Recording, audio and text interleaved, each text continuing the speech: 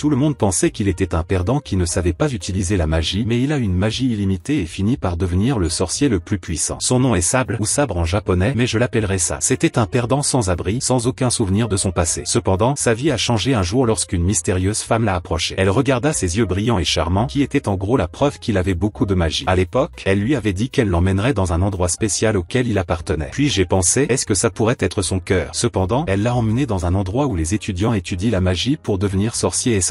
Cela fait maintenant 3 ans depuis son admission, et Sable est considéré comme l'étudiant le plus stupide de toute l'histoire de cette académie, tout cela parce qu'il n'a pas pu lancer un seul sort récemment. Il reçoit une convocation de la directrice, et lorsqu'il arrive à son bureau, il trouve une loli blonde. La jeune fille fait une crise de colère parce qu'elle n'est pas emmenée au bureau, mais après avoir remarqué Sable, elle transforme son bâton en arme à feu et le pointe sur son cou. Elle lui dit alors de crier, car s'il fait ça, le réalisateur viendra certainement le sauver. Cela dit, le serviteur du réalisateur, qui est l'homme infernal, appelé Holden, arrive et affronte le loli. Holden désarme la sorcière et envoie son bâton volé, qui reprend sa forme originale lorsqu'il touche le sol. Sable décide de l'obtenir pour elle-même, et le loli et le loup paniquent en voyant cela. Holden pousse l'institut du personnel vers Loli, qui pleure lorsqu'elle voit son partenaire de confiance, le personnel, être maltraité de la sorte. Soudain, la porte s'ouvre et le directeur Albus sort pour voir le pantalon de l'émeutier. Elle est choquée de voir la sorcière Loli, qu'elle identifie comme étant Christasy Hawk, et dit à Sable qu'il est envoyé dans un endroit éloigné pour une formation spéciale, car elle pense que cette académie ne le rendra pas meilleur. Albus commence à raconter la longue et sanglante histoire de la guerre entre les sorciers et l'église, qui s'est terminée il y a à peine 5 ans. Après la guerre, la partie noble, y compris le royaume dans lequel ils vivent, a accepté la magie et les sorcières. Le sud, en revanche, leur est toujours très hostile et les chasses aux sorcières y sont monnaie courante. La raison pour laquelle le nord a accepté la magie était une guerre plus petite et plus intense qui a eu lieu il y a 10 ans. Fondamentalement, un homme très puissant nommé Evil Wizard 3 a enseigné la magie dans le royaume de Winnie et a mené une guerre pour créer un monde où les sorcières et les sorciers n'étaient pas chassés. Albus n'était pas d'accord avec ses méthodes et à la fin elle l'a tué. Cependant, elle pense que l'acceptation actuelle de la magie dans le nord est due au sorcier 13 qui a rendu la magie plus courante. En revanche, les choses sont difficiles pour les sorciers du sud, alors elle a décidé d'y construire un village de sorcières. Elle, qui est ici Sable et quelques autres étudiants prouvent à tout le monde qu'ils ne sont pas dangereux et que les magiciens peuvent vivre comme les gens ordinaires. S'ils ne parviennent pas à impressionner les autorités locales dans 3 ans, tout le monde perdra ses souvenirs de magie et de l'académie. Albus admet qu'Albus a fait un bon plan et se porte volontaire pour être la sorcière responsable de cette mission. Albus essaie de dire qu'ils ont un autre professeur pour le poste, mais Albus dit qu'il ne coopérera pas avec elle et l'académie à l'avenir s'il ne peut pas aller dans ce village. Albus est un peu frustré par tout cela, alors Albus dit qu'il ne travaillera pour elle que si elle lui permet de lire le Grimoire de Zéro, qui dans ce cas est le premier livre de magie écrit dans ce monde. Albus répond en disant qu'il s'agit d'un livre interdit, qu'il contient le pouvoir de détruire le monde et que Hawks ne peut pas être autorisé à le lire. Cependant, ils parviennent à un accord lorsqu'Albus permet à Hawks de rencontrer la sorcière de la boue noire, qui dans ce cas est l'auteur de Zéro S Grimoire. Le lendemain, Sable rencontre Hawks au marché, où il se prépare à partir vers le sud. À leur côté se trouve Hawks, une rouge joyeuse avec une énorme personnalité. En plus d'eux, il y a un lézard appelé Cud qui insiste en disant qu'il n'avait besoin de personne pour le guider. Il dit à Hawks qu'il voyagera vers le sud de manière indépendante avec 2 autres étudiants. Sable et les filles s'assoient dans un restaurant et Hawks donne à son équipe des brochettes de viande juteuse. Elle présente son bâton comme le bâton de Ludens, également connu sous le nom de mangeur de sorcières, car il aspire le pouvoir magique de celui qui le touche et le tue. Et Hawks ne peut le garder que parce que Ludens est très équilibré et très bien gardé. Après cela, il commence le voyage et Sable est dégoûté dès qu'il monte dans une charrette. Hawks décide alors de poursuivre le reste du voyage à pied. La nuit, ils parlent de leur passé et Sable déclare qu'il n'a aucun souvenir de son inscription à l'académie et c'est pourquoi il veut passer l'examen à Villa spécial. Car si ses souvenirs de l'académie sont effacés, il ne sera plus qu'une coquille vide. À ce moment-là, Hawks arrive avec de l'eau sur son bâton et alors que les filles parlent davantage d'elles-mêmes, elles découvrent que Sable peut à peine utiliser la magie. Lorsqu'il essaie d'utiliser son sort, sa magie devient incontrôlable et lorsqu'il essaie de contrôler sa magie, elle ne se manifeste tout simplement pas. Hawks pense qu'il devrait renoncer à être sorcier car il lui faudra beaucoup de temps pour apprendre quoi que ce soit. Après cela, le lendemain, ils arrivent à Villa spécial et obtiennent une chambre dans une auberge. Pendant qu'ils prenaient leur petit déjeuner, les 2 sorciers qui s'occupaient des soins descendirent les escaliers en se plaignant que le lézard les avait abandonnés et s'était enfui. Et dès que le groupe de Sable est arrivé, ils ont signalé qu'ils avaient été attaqués par des bandits la nuit dernière. Ces affaires n'ont pas été volées, mais le gardien a pris une carte avec lui et a déclaré qu'il était le seul sorcier du groupe puis s'est enfui. Hawks trouve cette histoire étrange car n'importe quel bandit normal volerait leurs biens et kidnapperait les garçons pour les vendre comme esclaves. Cependant, comme le gardien était spécifiquement visé, elle pense qu'il s'agit de l'œuvre d'un chasseur de sorcières. Le gardien s'en est probablement rendu compte aussi et il s'est donc enfui seul pour laisser ses compagnons s'échapper en toute sécurité. Hawks prend la responsabilité de le laisser tranquille et décide de le sauver tout seul. Elle interdit à Sable et à tous les autres de la rejoindre car il ne serait qu'un obstacle sur son chemin. Cependant, lorsqu'ils sont seuls dans leur chambre, ils se rendent compte qu'ils ne peuvent pas rester les bras croisés pendant pendant que leur camarade de classe est en difficulté. Soudain, Hawks a une idée et utilise la magie divinatoire en utilisant le foulard de Hawks et identifie son emplacement exact sur une carte. Ils vont dans la forêt, mais Hawks est toujours en colère contre les deux sorciers inutiles qui refusent de les aider, disant que ce n'est pas de leur faute, tout simplement, la merde meurt. Soudain, il voit la queue coupée du gardien, avec du sang partout, comme c'est dégoûtant, il panique en voyant ça, et Hawks se demande si la queue coupée signifie que le gardien est mort. Cependant, même si la sauvegarde est un enfant oublieux, elle reste brillante. Il pense que parce qu'il s'agit d'un lézard, celui-ci est toujours en vie et peut même récupérer la partie perdue de son corps. Après avoir entendu cela, Hawks prend le sirop par mesure de précaution, puis le sauveur remarque 3 empreintes de pas au sol. 2 d'entre eux appartiennent à Quid et Hawks, ce qui signifie que la 3e empreinte appartient à l'homme qui les attaque. C'est à ce moment que Hawks est terrifié de réaliser qu'il existe un seul chasseur de sorcières assez fort pour coincer le gardien et le faire courir pour éviter d'être tué. Elle frémit en se souvenant de ce qu'elle a appris sur les chasseurs de sorcières professionnels, recrutés par l'église. Elle révèle ensuite que la plupart d'entre eux sont des criminels condamnés à mort. Pour cette raison, elle est incapable de contrôler sa peur lorsqu'elle découvre que les personnes impliquées font partie de Diaigle, l'organisation des chasseurs de sorcières les plus cruels. La sauvegarde indique que cette organisation a été dissoute après la guerre, mais Hawks lui crie dessus, disant que même si l'organisation n'existe plus, cela ne signifie pas que ces chasseurs ont pris leur retraite. Elle, pleine de peur, raconte qu'elle a déjà rencontré un membre de Diaigle. Elle s'est rendue dans un village voisin pour rencontrer son ami, mais tout ce qu'elle a trouvé, c'est un tas de corps brûlés et un homme féroce armé de gigantesques marteaux se tenant devant eux. Elle était tellement terrifiée par le chasseur de sorcières qu'elle s'est enfuie en pleurant, le pantalon tout énervé. Tout cela alors qu'un proche était brûlé vif. Cette fois, elle veut aussi s'échapper. Mais soudain, ils entendent un cri au loin et réalisent que ce cri vient du gardien. Holt pense qu'il vaut mieux s'enfuir, mais Sabi veut aller aider son ami. Il dit à Holt que c'est sa chance de reprendre courage et de ne pas commettre la même erreur que par le passé. Et après avoir écouté cette motivation, elle décide de la suivre. En revanche, le cobaye se cachait dans les arbres, tandis que les chasseurs le cherchaient et préparaient des pièges partout. Il remarqua une corde attachée au garion sur lequel il reposait, quand soudain le garion se brisa, et alors qu'il tombait au sol, plusieurs pièges cachés lui tirèrent des flèches. Il les esquiva d'une manière ou d'une autre, mais finit par être blessé par les épines au sol. Aujourd'hui, malgré ses blessures, il tente de s'échapper de la jungle, mais tombe sur un simple piège. Il craint que les flèches ne pleuvent à nouveau sur lui, mais il tombe sur un terrible chasseur de sorcières nommé Tyran, qui l'a fui la nuit dernière. Lors de leur dernière rencontre, les attaques magiques de Quid n'ont pas fonctionné. Alors cette fois, il essaie de les aveugler avec un sort de lumière et s'échappe. Cependant, le tyran récupère facilement et le rattrape en un instant. Il frappe le gardien avec son marteau géant et le projette contre un arbre. Le chasseur remarque alors que la blessure au pied du gardien est déjà en train de se refermer et rit en disant qu'il recevra beaucoup d'argent s'il le vend à des chercheurs de l'église. Il ordonne à ses hommes de lui apporter une cage, ce qui lui rappelle ses soins lorsqu'il était un petit lézard. À l'époque, il était asservi par des monstres du cirque qui montaient un spectacle en utilisant ses excellentes capacités de régénération. Il s'est échappé de cet endroit horrible et est venu à l'académie pour se renforcer. Mais il semble que tout ait été vain. Il s'accroche désespérément à une racine d'arbre et le tyran lui écrase les mains sans pitié. Le tyran hurle de douleur mais n'est toujours pas prêt à abandonner. Et maintenant, il attrape une racine avec sa mâchoire. Cette fois, le tyran est sur le point de mettre fin à ses jours une fois pour toutes quand soudain, un arbre près de lui est coupé en deux. Le chasseur regarde autour de lui et trouve Holt assis au sommet d'un arbre. Elle ordonne à son bâton d'attaquer l'homme et celui-ci prend la forme d'une mâchoire. Le tyran se défend avec son château et demande s'il s'agit du bâton légendaire de Ludens. Holt déclare alors qu'elle est la sorcière de l'aube, âgée de 300 ans et qu'à ce moment-là, elle est également la professeure du lézard qu'il a tenté de tuer. Le tyran devient nerveux et attaque l'arbre dans lequel il se trouve, mais cela n'a pas beaucoup d'effet. Holt l'attaque à l'aide de son bâton et montre sa puissance en abattant plusieurs arbres en un instant. Le tyran se rend compte qu'il est condamné quand soudain les voix de Holt se font entendre de loin. Holt dit à tout le monde de fuir, mais il est trop tard et le tyran est déjà sur eux. Larry pousse Holt en sécurité, mais il finit par être renversé. Peu de temps après, le tyran commence un léger étranglement et Holt le reconnaît comme le même homme terrifiant qui a tué son ami et est terrifié. Holt arrive et dit au chasseur que s'il tue l'un de ses élèves, elle le tuera instantanément. Alors, il lui propose un marché et lui demande de jeter le bâton et de devenir son prisonnier en échange de ses élèves. Elle se met en colère lorsqu'elle voit la souffrance du sauveur, alors elle jette le bâton par terre. Le tyran rit et lance sa ligne anti-magie sur le bâton et dit au sauveur d'emballer le bâton et de lui apporter le lot. Le sauveur fait ce qu'on lui demande, puis le tyran appelle Holt par son nom et lui demande d'attacher Holt. Elle tremble de peur et le chasseur lui demande d'arrêter l'enseignement car elle espionne les sorcières de l'église. Holt crie pour faire taire ses paroles et ce moment de tension l'amène à réfléchir aux événements du passé. Quand elle était jeune, des cornes ont soudainement commencé à pousser sur sa tête. Sa mère, étant une fervente croyante, l'envoya à l'église où on lui coupa les cornes et la plaça dans un orphelinat. Un jour, elle reçut pour mission de s'inscrire à l'académie de magie en tant qu'espionne et de rapporter au gouvernement tout ce qu'elle découvrait sur les sorcières. Holt était heureuse de l'aider, mais à mesure que le temps passait au gymnase et qu'elle commençait à se faire des amis, Holt a commencé à se sentir submergée par la culpabilité. Elle ne voulait pas être une autre espionne, mais voulait être une vraie sorcière. Alors lorsqu'elle a eu la chance de participer à une formation spéciale, elle a accepté une offre, mais n'aurait jamais imaginé que son identité soit révélée lors de cette mission. Holt tombe à genoux, ressentant sentant le poids de la culpabilité, mais l'arrêt lui donne un sourire forcé et dit que ces choses ne sont pas de sa faute. Voyant ses efforts, elle décide de ne plus tromper ses amis. Elle attrape immédiatement sa queue et l'utilise comme un sort pour libérer des flammes vers les étincelles. Elle attaque le tyran avec les flammes et il prend la cape des mains du sauveur pour se protéger. La cape bloque l'attaque et Holt est terrifié lorsque Taren s'approche d'elle. Il est sur le point de l'écraser quand soudain, le sauveur entend la voix de Luden Speed dans la fille qui le porte. Il est fasciné par le personnel et le prend. En absorbant la magie du garçon, le bâton brille et soudain, un fluide obscur se propage dans toutes les directions. Tout le monde s'inquiète de la sauvegarde car des traînées de fluide troubles déforment la zone et forment une sphère géante autour d'elle. Quelques heures plus tard, la sauvegarde ouvre les yeux et voit Holt dessus. Il a peur et s'éloigne et elle le serre immédiatement dans ses bras, pleurant maintenant de joie qu'il est en vie. Cependant, Holt n'est pas content de ce qui s'est passé. Cela montre à la sauvegarde ce qu'elle vient de provoquer. Elle lui crie dessus en disant qu'ils ont utilisé le bâton de Ludens et se sont suicidés, puis traite les 3 étudiants d'imprudents. Ensuite, alors qu'ils continuent leur voyage, le sauveur lui demande pourquoi il est toujours en vie. Et Holt dit que c'est très simple, il a trop de magie. Et la canne de Ludens a atteint sa limite d'absorption. Bref, il a fondamentalement un mana infini. Ainsi, alors que tout le monde est choqué par cette nouvelle, Holt dit que c'est probablement à cause de cette magie infinie qu'il lui est si difficile de la contrôler. Holt dit à Cudi qu'il viendra avec eux cette fois, et quand il essaie de refuser, elle se met au-dessus de lui et dit qu'elle ne partira que lorsqu'il cédera. C'est à ce moment-là que Holt se demande où est son sirop, mais Holt lui dit qu'elle l'a utilisé comme offrande de sort, et Cudi perd patience en entendant cela. La nuit, Sev et Holt prennent un café au loto à l'extérieur, tandis que Holt et Cudi se reposent à l'intérieur de l'auberge. Holt enlève son chapeau et fait sentir ses cornes à la sauvegarde. Comme il le raconte et l'histoire de cela chez les fans. Dans son enfance, tout le monde disait que les cornes étaient la preuve que Holt était le fils d'un démon, mais maintenant elle croit que son professeur a le sang du peuple bête. Les personnes ayant des traits de bête sont créées lorsqu'une sorcière accorde le pouvoir d'une bête à un guerrier. Cependant, si le guerrier et la sorcière meurent, le pouvoir est lié à la lignée de la sorcière, et c'est ce qui lui est arrivé. Holt remercie le sauveur de lui avoir fait confiance. Et le baiser a pris coûtant avant de s'enfuir pour aller se coucher. Dès qu'elle part, Holt apparaît à côté de la sauvegarde et lui dit que Holt resterait facilement avec lui s'il manifestait de l'intérêt. Le lendemain, 2 autres sorciers sont arrêtés par la police parce qu'ils divulguaient des informations à l'église en échange d'argent. Holt déclare alors que seuls 4 ont continué le voyage. Premièrement, elle veut que Cudi guérisse ses mains détruites en utilisant la magie de guérison, mais il dit qu'il n'a pas assez de pouvoir pour le faire. Ensuite, Holt répond en disant qu'ils ont la sauvegarde, qui est une banque d'alimentation magique avec une charge limitée. Elle révèle que le moyen le plus efficace de transférer la magie est le baiser, mais Cudi le rejette immédiatement, affirmant qu'il préférerait être handicapé pendant quelques mois plutôt que d'embrasser un homme. Holt dit donc qu'ils peuvent également utiliser un contact normal pour transférer du mana. Cependant, si les choses tournent mal et que Cudi absorbe plus de magie qu'il ne peut en gérer, il mourra d'une mort horrible et douloureuse. Et c'est pourquoi elle décide d'être le lien entre eux. Holt tient leurs 2 mains et transfère la magie de la sauvegarde à Cudi, qui chante le sort de guérison et en quelques secondes, ses bras et sa queue détruits sont complètement régénérés. Les villageois sont étonnés de voir cela et Holt appelle à une fête pour que tout le monde puisse s'occuper, danser et chanter. Peu de temps après, ils arrivent dans une immense ville et une calèche passe par là et déverse malheureusement de la boue sur la sauvegarde. Tu ne peux pas utiliser la magie et tu es dans la boue. Holt lui dit de ne pas s'inquiéter car l'hôtel où elle se rend habituellement dispose de très bonnes toilettes publiques. Idéal pour ces épisodes de fanservice. Un peu plus tard, pendant que Sev et Cudi se nettoient dans la baignoire, Cudi révèle son histoire. On raconte qu'il y a 6 ans, il faisait partie d'un spectacle anormal et qu'une puissante attaque de sorcières dans la région du Nord a presque tout détruit. D'une manière ou d'une autre, Cudi a survécu à la destruction et a été sauvé par une puissante entité de l'église. À cette époque, les gens bêtes étaient encore très discriminés, mais malgré cela, celui qui chevauchait un dragon l'a sauvé avec le sourire aux lèvres. Et depuis lors, Cudi rêve de rejoindre l'église, voulant faire partie de l'armée de sorciers comme ce type qui l'a sauvé. Le lendemain, lorsqu'il remonte paisiblement à la surface, partout où ils vont, les gens sont au courant du canular. Elle connaît les meilleurs endroits pour pêcher et se reposer, et lors de ses voyages, elle enseigne à ses élèves comment survivre dans la nature et les encourage également à utiliser la magie pour aider les autres. Tout le monde s'ouvre à elle et elle leur dit qu'elle vit une vie de oui depuis plus de 300 ans. Maintenant, elle n'a même plus besoin de manger, de dormir ou même de se reproduire, donc la vie est ennuyeuse pour elle, donc la seule chose qui la fait se sentir vivante est de s'amuser et elle se sent aussi très excitée quand quelque chose de très dangereux arrive dans le monde. La vie continue paisiblement jusqu'au jour où le garçon a couru vers eux et leur dit qu'il n'est pas sécuritaire pour tout le monde de rester dehors. Il prend le canular par la main et emmène tout le monde dans un tronc d'arbre creux où il utilise la magie pour créer une barrière où il cache parfaitement tout le monde. Cependant, cette magie ne bloque pas le son. Soudain un tigre blanc apparaît et commence à appeler le garçon. Il menace de briser les os de son ami s'il ne se présente pas. L'homme bête entend les battements de cœur des gens qui se cachent dans le tronc d'arbre creux et lance sa lame sur tout le monde. La barrière se brise et le garçon tombe de l'écran. Sabi et ses amis le poursuivent bientôt pour le protéger, mais le mercenaire dit qu'il sera impossible d'utiliser la magie contre lui car il les tuera avant qu'il puisse finir de chanter des sorts. Soudain, il se rend compte qu'il y a quelqu'un derrière lui et se retourne pour trouver le canular et se lancer dans une attaque. L'homme bête arrête son attaque et elle retourne à la branche d'un arbre, disant à ses élèves de courir. Ils suivent ses ordres et lorsque le canular provoque le mercenaire en lui demandant s'il ne les poursuivra pas, il répond en disant que lui tourne tourner le dos n'est pas une bonne idée. Il semble étrangement bien informé sur le staff de Ludens et sur toute son équipe. Il connaît également le programme de formation spéciale qui consiste à créer un village de sorcières, ce qui finit par déjouer la supercherie. Le mercenaire se retire du combat car il sait qu'il ne peut pas la battre et lui dit de se rendre immédiatement au village car ses élèves pourraient être en danger. Au même moment, Sabi, le canular et le gardien escortent le garçon en toute sécurité jusqu'à l'église du village où un prêtre aux yeux bandés nommé Dan les accueille. Le garçon dit à Dan que les 3 personnes l'ont sauvé et il demande si ce sont des sorciers. Sabi est confus et demande comment il savait cela et le prêtre dit que les cibles de cet ennemi seront toujours des sorciers. Sabi lui demande alors pourquoi l'homme infernal les a attaqués et Dan dit que cet homme infernal est le mercenaire qui garde le village au nom d'une certaine sorcière et dit à tout le monde de fuir cet endroit car c'est très dangereux ici. Il explique qu'il y a 2 ans, la sorcière que l'académie avait placée dans ce village s'est soudainement rendue à un envahisseur sans même revenir. L'envahissante sorcière a perdu le contrôle de la zone et depuis, personne n'a pu s'opposer à elle. Soudain, Sabi se rend compte que les 2 étudiants du groupe spécial ont été arrêtés pour avoir dénoncé l'église et que le canular était un espion. Et les soins concernent les gens bêtes et Sabi lui-même est le pire élève de l'académie. En réalisant cela, il pense qu'ils ont été envoyés ici pour que l'académie puisse s'en débarrasser et ses amis ont peur d'entendre cela. Le gardien leur dit qu'ils devraient contacter l'église et l'armée des sorciers mais le gardien les informe que personne n'aidera leur village. Alors que tout le monde doute, le canular apparaît soudain. Elle demande à ses élèves de douter du prêtre à l'air sombre car il pourrait très bien être impliqué avec un mercenaire. Dan lui demande d'essayer de le tuer si elle est si méfiante mais le canular prétend qu'elle n'est pas fan de violence inutile. Elle lui demande de leur faire visiter le village pour prouver qu'il n'est pas un ennemi. Le prêtre accepte et les emmène au village où ils sont censés rester. Là, il trouve le père du garçon qui l'attend. Le garçon nommé Léo et son père font le tour du village et disent que la sorcière était en réalité leur amie. Le gardien demande pourquoi elle a quitté le village sans essayer de combattre l'envahisseur mais l'homme n'a aucune idée de pourquoi. Le reste des habitants se cachent dans leur maison et il explique qu'ils n'aiment pas les étrangers. Puis il les emmène dans une maison où 4 poupées à taille humaine sont suspendues de manière effrayante. Le père de Léo explique qu'il y a quelques années, certaines personnes ont tenté de fuir le village. Ensuite, la sorcière et son mercenaire les ont trouvées et ont placé ces poupées comme une menace pour quiconque tentait de partir. Cependant, il dit que la sorcière ne causerait aucun problème aux villageois s'ils n'enfreignaient pas ses règles. Après cela, ils entrent dans une maison délabrée et lorsque Rook finit de l'examiner, elle déclare qu'ils doivent tuer la sorcière qui contrôle la zone. Rook suggère qu'il retourne à l'académie pour obtenir l'aide de l'église et de l'armée des sorciers, mais la sauvegarde s'oppose à l'idée car elle transformerait le village en champ de bataille. Il prétend que ce combat se terminera avec leur mort, mais le sauvetage enlève les mains de Cudi et dit que lorsqu'il a touché le bâton de Ludens, il a réalisé qu'il n'avait pas du tout peur de mourir. Rook dit que la simple idée qu'il se suicide lui fait peur, et Sev lui dit de quitter le village avec Cudi. Pour que lui et Rook puissent se battre seuls, les larmes aux yeux, Rook dit que ce qu'elle veut dire, c'est que l'idée de la sauvegarde en train de mourir et qu'elle veut dire que la sauvegarde mourrait en combattant seule. Les larmes aux yeux, Rook dit que ce qu'elle veut dire, c'est que l'idée de la sauvegarde en train de mourir est effrayante. Il ne peut pas comprendre ces paroles car la sauvegarde n'a jamais eu affaire à des filles émotives. À cause de cela, Rook se met à pleurer et s'enfuit. Sev essaie de courir après elle pour s'excuser, mais Rook l'arrête car s'il s'excuse sans même savoir ce qu'il a fait de mal, la fille pourrait être encore plus blessée. Cudi lui dit alors que Rook a été blessé parce qu'elle le considère comme un ami et qu'elle ne veut pas qu'il meure en vain. Le sauveur comprend désormais mieux les sentiments de la jeune fille, alors il court la retrouver et s'excuse. Pendant ce temps, Rook est à l'église où elle rencontre une petite fille timide nommée Lily qui essaie de la réconforter. Soudain, le prêtre aux yeux bandés apparaît derrière eux et gronde Lily. Il demande ensuite à Rook pourquoi elle est venue ici. Et après lui avoir raconté sa dispute avec Sev, elle essaie de partir mais elle remarque ensuite le symbole d'Agnès sur la canne du curé. La jeune fille est terrifiée lorsqu'elle se rend compte qu'il est un ennemi et commence à marcher à reculons quand soudain elle se retrouve attachée par des cordes solides. Dan la menace alors, lui disant qu'elle doit recommencer à agir comme espionne pour la faction anti-sorcière si elle veut ressusciter. En revanche, la sauvegarde rentre chez elle les mains vides. Il n'a trouvé aucune information sur Rook, alors Rook décide de suivre sa magie. Une recherche les mène à une grotte dans la forêt où il trouve du sang sur le sol et Rook sent la trace de plusieurs personnes à l'intérieur de la grotte. Cud veut battre en retraite car c'est évidemment un piège, mais Rook pense que si la sorcière locale veut les accueillir, elle acceptera son invitation. Elle utilise son bâton pour détecter et dissiper tous les pièges dans la grotte, mais Cud est toujours pas convaincu de se battre. Rook essaie de lui remonter le moral, lui rappelant qu'il envisage de rejoindre l'église et l'armée de sorciers qui n'ont pas leur place face à des adversaires plus forts qu'eux. Elle demande à Cud s'il veut être comme celui qui l'a sauvé ou s'il ne participe pas au combat. Et il choisit la deuxième option, il sort en courant de la grotte, mais trouve Yue dehors, qui propose au lézard de le rejoindre car cela le rendra beaucoup plus fort. En réponse, Cud interroge Yue sur le sang dans la grotte et demande à savoir ce qu'il a fait à Rook. Cependant, l'ennemi se contente de rire et dit qu'il a mangé la fille et qu'elle était très juteuse. Cela met Cud en colère, qui devient rouge et bleu de rage, et dit à Tiger qu'il va le tuer. À l'intérieur de la grotte, Sable utilise la magie de la lumière pour tout éclairer, mais il ne peut pas contrôler son pouvoir et Rook est presque aveuglé par les lumières. Il parvient enfin à reprendre le contrôle du sort, mais Rook ne cesse de le déranger pendant un long moment. Elle dit que toute sorcière aimerait avoir un apprenti comme lui, doté d'un pouvoir infini, et cela rappelle à Sable des souvenirs oubliés. Il tombe à genoux lorsqu'il s'en souvient, mais se relève immédiatement. immédiatement. Rook lui dit qu'il peut revenir en arrière maintenant car avancer sera dangereux pour lui mais il est prêt à affronter les dangers. Soudain, une porte au fond de la grotte s'ouvre et des tentacules jaillissent vers Sable et l'attrapent. Rook essaie de l'aider mais son bâton est éloigné d'elle. Dan arrive immédiatement sur les lieux et envoie Rook dans la pièce avec Sable. Alors que la porte se ferme, il dit à Rook qu'elle aurait dû le tuer au moment où elle le soupçonnait. Sable se lève bientôt et voit une autre sorcière devant elle. Elle libère une douce lumière bleue autour d'elle et d'un seul regard, Sable la reconnaît comme la sorcière qui l'a sauvée alors que sa vie était très solitaire. La sorcière l'appelle en lui disant qu'elle l'attend depuis longtemps et Sable lui demande qui elle est. Mais Rook se méfie de la nouvelle sorcière. La sorcière non plus ne l'aime pas et d'un mouvement de ses doigts, elle l'envoie voler. Lorsque Sable se précipite pour aider Rook, la sorcière dit qu'elle est déçue d'avoir une existence spéciale comme la sienne et d'être entourée de personnes sans valeur. Soudain, elle jette un chapeau couvert de sang devant Sable et lui fait peur et il demande ce qu'elle a fait et la sorcière dit qu'elle a envoyé son mercenaire tigre pour la manger. Oui, dévorer des Rooks, ce qui finit par être encore plus dévastateur. Elle affirme qu'elle a fait de grands efforts pour l'avoir là-bas et cela inclut la prise de contrôle du village. La sorcière a entendu cela et pense que tout ce qui arrive est de sa faute. Puis les souvenirs oubliés de son passé lui reviennent une fois de plus et la sorcière lui demande de l'accompagner afin qu'elle puisse l'emmener dans un endroit digne de son niveau mais il refuse. Il dit qu'il était parfaitement bien avec ses amis et qu'il le traitait bien même lorsque tout le monde le considérait comme un perdant. Il dit à la sorcière qu'il décidera qui est digne d'être à ses côtés et aidera une personne qui ne lui convient pas. Il prévoit d'utiliser toute sa magie en un seul exploit pour se détruire mais juste au moment où il était sur le point de commencer, Rook l'embrasse, incapable de comprendre ce qui se passe, il cède à son baiser et après un long baiser, Rook l'embrasse. Lui se sent plein d'énergie magique. Elle entra dans la même cour utilisée par Taran à l'intérieur et tira un dragon à flamme bleue vers la sorcière. Mais cela annule instantanément votre magie. La sorcière dit fièrement à Rook qu'elle est la créatrice de ce sort et qu'il est insensé pour quiconque de l'utiliser contre elle. Elle déclare qu'elle est la sorcière originelle de Zéro, celle qui a écrit Grimoire de toutes pièces. Et c'est à ce moment-là que Sable réalise qu'ils n'ont aucune chance contre elle. Lorsque Zéro s'approche de lui, il tente de protéger Rook mais curieusement aucune attaque ne vient vers lui. Au lieu de cela, des confettis volaient partout dans la grotte. Zéro pique le nez de Sable, lui disant que pour la partie d'aujourd'hui, c'est elle qui le supervisera dans son entraînement spécial. Il ne sait toujours pas quoi faire et maintenant même Rook a commencé à faire l'éloge de Zéro. Sable a l'air perplexe sans rien comprendre, alors elle lui dit que c'est un test qu'il a réussi. Soudain, Rook a couru vers eux et Sable est soulagé de voir qu'elle va bien. Elle le remonte et dit que leur arrivée ce jour-là était un test élaboré et que tous les résidents étaient impliqués. Le père Blindfold s'emporta également garant et lui demanda de continuer à être une espionne, mais elle lui cracha au visage et comme il était un pervers, le misérable aimait ça. Dan arrive à ce moment-là et Ygritte, pour avoir mal parlé de lui, parle alors à Rook et lui demande si elle savait que c'était un test. Rook répond en disant qu'il était évident que tout était préparé car la maison dans laquelle il se trouvait était très propre et bien équipée et ils lui ont dit que la maison était abandonnée depuis plus de 2 ans. À ce moment, Yoquan arrive avec Cud qui a également réussi le test. Cud était heureux de voir ses amis vivants et courut les serrer dans ses bras. La nuit, les villageois organisent une fête pour les sorciers et sorcières qui ont réussi le test. Après la fête, Zéro remarque une fois de plus la beauté des 3 étudiants et Holt demande pourquoi elle essaie si fort de les échouer. Elle répond que comme ils ont beaucoup de talent, elle devait vérifier s'ils étaient de bonnes personnes et qu'ils répondraient tous à ses pensées. Elle affirme que s'ils atteignaient leur plein potentiel et choisissaient de suivre la voie du mal, cela finirait par provoquer une catastrophe comme cela s'est produit à maintes reprises. Zéro dit que Holt a un talent qui la rendra égale au réalisateur Albus, mais il faudra quelques décennies pour atteindre ce niveau. Quant à Cud, Zéro pense que s'il améliore sa magie de guérison, il pourrait même devenir immortel. Cela dit, elle affirme que le pic de sauvegarde est invisible, même pour elle. Zéro déclare qu'en raison de son pouvoir magique infini, la sauvegarde peut durer des siècles, et s'il continue à faire évoluer sa magie pendant cette période, rien ne lui sera impossible. Cependant, elle ajoute que s'ils négligent leur formation, ils ne seront jamais plus de 3 mages de mer. Zéro explique ensuite qu'ils devront installer leurs magasins exclusifs dans le village, afin que les habitants puissent leur demander de l'aide plus facilement. Elle veut leur en dire plus. Cependant, le tigre et le prêtre interrompent leur conversation en apportant la nourriture. Après cela, les 3 étudiants rentrent chez eux à pied quand soudain, ils voient un homme chevauchant un dragon dans leur nuit. Il reconnaît bientôt cet homme comme celui qui lui a sauvé la vie. Il parle de l'homme à ses amis et il se précipite immédiatement à sa recherche. L'homme et son dragon atterrissent dans le village et il s'avère qu'il est là pour remettre quelques lettres aux 3 étudiants. Lorsque Sève et ses amis ouvrent la lettre, ils découvrent qu'ils ont la liberté d'utiliser leur magie comme ils le souhaitent. Tout le monde est choqué d'entendre cela, même le chevalier dragon qui se rend compte qu'il s'agit d'une autorisation d'entrer en bataille avec la faction anti-sorcière. Après cela, ils rentrent chez eux et Hawks fait une crise de colère parce qu'elle voulait aussi voir un dragon de près. Et c'est peut-être sa seule chance, car maintenant que tout le monde a un professeur définitif, elle envisage de partir en voyage. Les étudiants sont déprimés en entendant cela, mais Hawks leur dit qu'elle n'en l'aura pas. Jusqu'à ce qu'elle ait lu tous les livres que Zéro a écrits, et cela prendra probablement beaucoup de temps. Tout le monde est heureux d'entendre cela et court la serrer dans ses bras. Plus tard, quand Hawks et Zéro sont seuls, Hawks la confronte à propos de l'affaiblissement de sa magie et exprime son inquiétude quant au fait qu'elle essaie peut-être de prendre Sable sous son aile pour lui voler sa magie. Zéro raconte ensuite l'histoire de la sorcière qui a tué la mère de Sable. Cela s'est produit juste devant lui et sa mère, à ce moment-là, essayait de lui voler son pouvoir. Cependant, elle mourut instantanément d'une overdose dose de magie et cet incident laissa une profonde cicatrice émotionnelle sur Sable, à la suite de laquelle il scella ses souvenirs et souffrit sans fin par la suite. Alors, quand Zéro l'a trouvé, elle a décidé de l'envoyer à l'académie pour avoir une seconde chance dans la vie. Cependant, elle l'a appelé pour le surveiller. Si ses pouvoirs deviennent incontrôlables, Hawks demande à Zéro de quel droit elle essaie de contrôler la vie de Sable, et elle répond qu'il est son neveu. Cela finit par être un choc pour Hawks, puisque le seul frère de Zéro était le célèbre sorcier numéro 13, celui qui a provoqué la guerre la plus destructrice de tous les temps. Zéro admet que ce même sorcier exceptionnel est le père de Sable. 2 mois se sont écoulés depuis cet incident, et les 3 étudiants se sont déjà installés dans leurs magasins respectifs. Hawks travaille en indépendant, répondant à diverses demandes des villageois, et Qud utilise sa magie de guérison et travaille comme assistant à la clinique, tandis que Sable gère un magasin de magie et sert tous ceux qui ont besoin de magie. Ses plus gros clients sont ses 2 amis, qui ressentent quelque chose de très agréable en recevant son pouvoir magique. Sable reste à la maison pendant que ses amis vont travailler, et il réfléchit à s'habituer à cette vie. De nulle part, Hawks entre dans la maison, et pendant qu'ils prenaient leur petit déjeuner, elle le gronda d'être un homme fermé. Il lui dit qu'il devait rester à la maison au cas où quelqu'un aurait besoin de magie. De plus, il cuisine, nettoie les vêtements et dit se sentir vide lorsqu'il n'accomplit pas ses tâches. Après avoir entendu cela, Hawks se sent désolé pour le garçon. Elle grimpe ensuite sur une chaise pour le serrer dans ses bras, et son câlin chaleureux finit par la réconforter. Il réfléchit ensuite au fait que Sable a besoin de quelqu'un pour lui apprendre à être plus humain. Cela dit, elle lui confie pour mission d'aller chercher ses feuilles de thé afin qu'il puisse sortir de la maison pour changer. En chemin, il rencontre iOS et dit au garçon qu'il va chercher des feuilles de thé. Le garçon prétend savoir où poussent les feuilles de thé et emmène Sable dans la forêt. Sable ne sait pas s'il doit entrer dans la forêt sans protection, mais iOS avance seul, obligeant Sable à le suivre. Plus loin, Sable le retrouve enfin, caché au sommet d'un arbre, et lui demande de descendre, et iOS s'excuse car il mentait pour paraître cool, et maintenant il ne trouve même plus le chemin du retour. Sable commence à le réconforter, puis la souris commence à mâcher son pantalon. iOS reconnaît immédiatement la souris comme l'un des animaux de compagnie de Lily et dit qu'il devrait le suivre hors de la forêt. Alors lui et Sable courent après la souris et arrivent bientôt à l'église. iOS trouve rapidement sa mère qui l'y